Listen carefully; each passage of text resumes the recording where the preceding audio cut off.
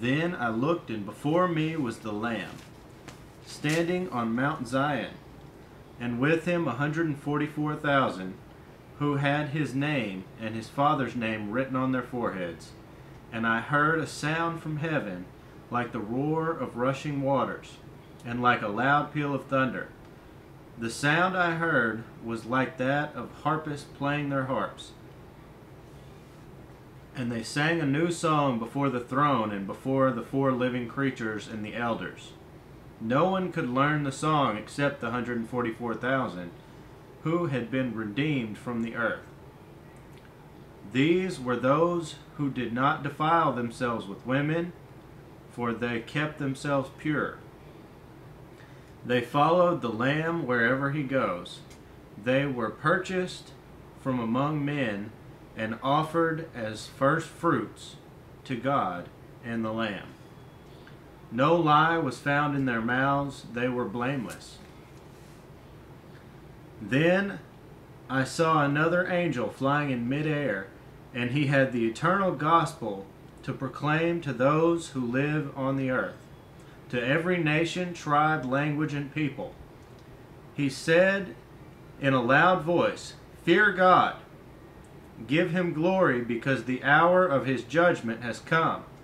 Worship him, who made the heavens, the earth, the seas, and the springs of water." A second angel followed and said, "Fallen, fallen is Babylon the Great, which made all the nations drink the maddening wine of her adulteries."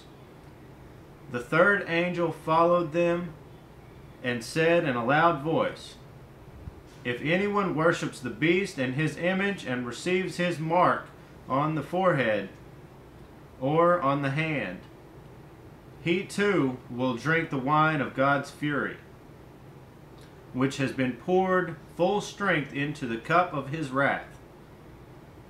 He will be tormented with burning sulfur in the presence of the holy angels and of the Lamb, and the smoke of their torment rises forever and ever.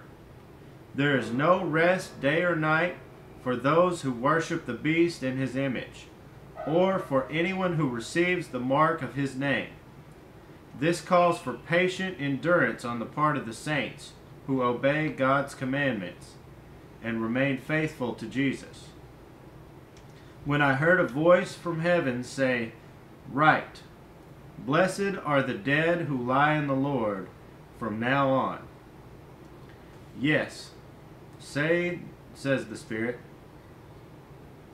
they will rest from their labors, for their deeds will follow them. I looked, and there before me was a white cloud, and seated on the cloud was one like a son of man, with a crown of gold on his head, and a sharp sickle in his hand. Then another angel came out of the temple and called in a loud voice to him who was sitting on the cloud, 'Take your sickle and reap, because the time to reap has come, for the harvest of the earth is ripe.' So he who was seated on the cloud swung his sickle over the earth, and the earth was harvested. Another angel came out of the temple in heaven, and he too had a sharp sickle.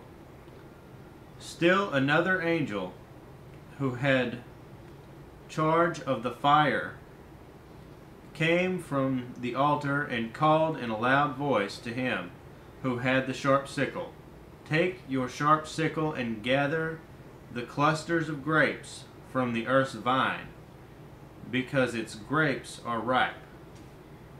The angel swung his sickle on the earth, gathered its grapes, and threw them into the great winepress of God's wrath.